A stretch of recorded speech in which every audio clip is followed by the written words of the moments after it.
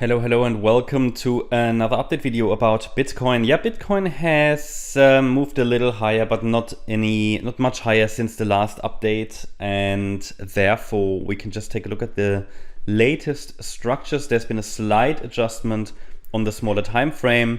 Here on the daily, I have also made a slight adjustment. I think we talked about it already in the last video. If not, then we will do it now. Overall, the situation on the daily chart has of course not changed. The main support level is still here on the daily 43k. As I said to you, on the 5th of August, probabilities for, let's say, a larger bear market or a much larger drawdown, the risk has increased because of that drop on the 5th of August. That's not just, me saying the risk has increased, no, it's actually based on mathematics, because the drop on the 5th of August made me increase the wave degree. So we raised the wave degree. That changed the support area on the daily down to 43k. That makes it quite clear to understand why the risk has increased, because the support is now further away, right? So it takes a larger drawdown to understand that we are in a much larger correction. And if we take a look here at the current structure, there are still two scenarios available. We have a wave 4 pullback, obviously, and in the white scenario we have wave 4 already bottomed or wave 4 already bottomed on the 5th of August, and we're now already in the larger 5th wave to the upside. But that takes a little bit more work from the bulls to confirm. For example, the problem is with this structure, the entire move here is all corrective, right? So prepare for adjustments. It is what I've been saying throughout August. It is just a big mess. We have 3 waves up in white wave 1, 3 waves down in wave 2. The third wave should get to 74k at least. That's the 1.38 extension. Then we get a wave 4 and a wave 5. And we have 5 waves up. Basically we would have 5 waves up to confirm that the bulls are starting to take really the lead. Then we can add the next support zone in circle 2, and circle 3 would then be a nice trade.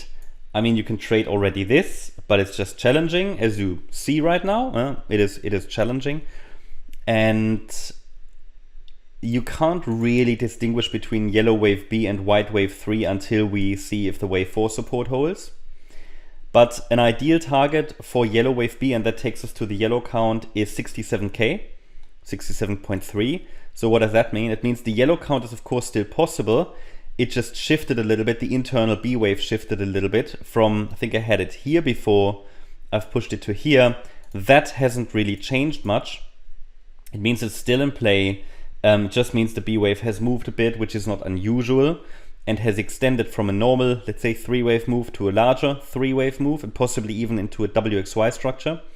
And here the 67.3k is a key level, because the 100% extension is something that a lot of B waves react to.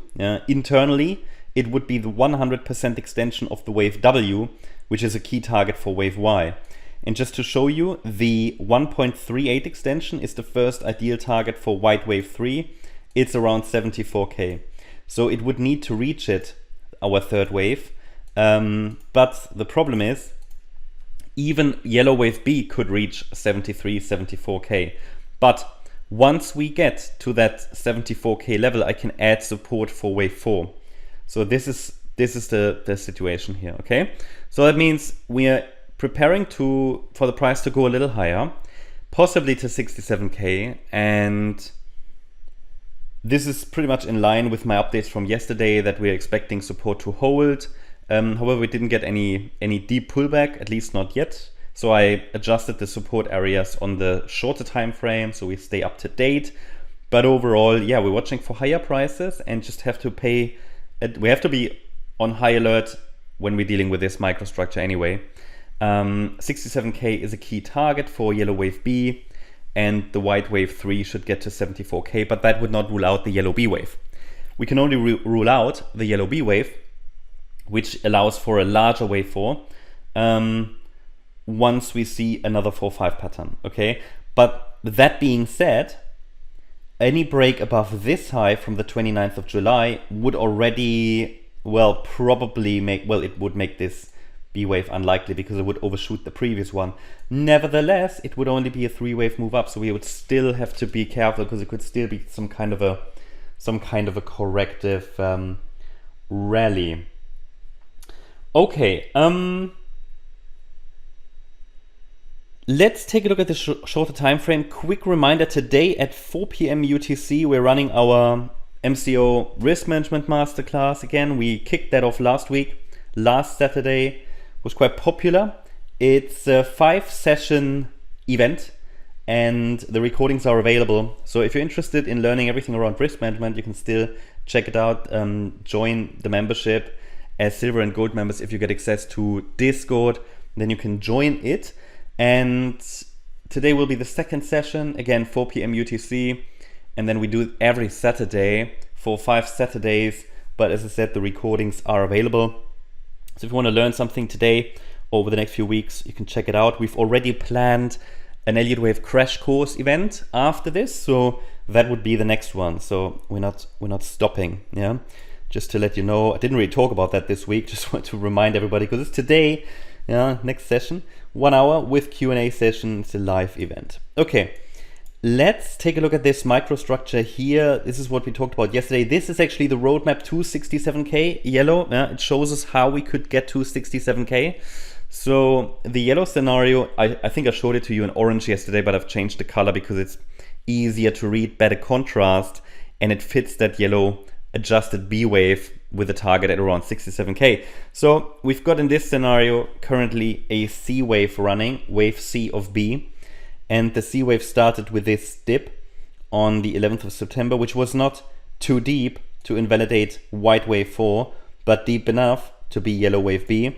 And then we've seen a 1, 2, 3, wave 3 might have topped. Okay, I've added a micro support area yesterday and highlighted that maybe on the weekend we could see some consolidation. It's between 59,180 and 59,974.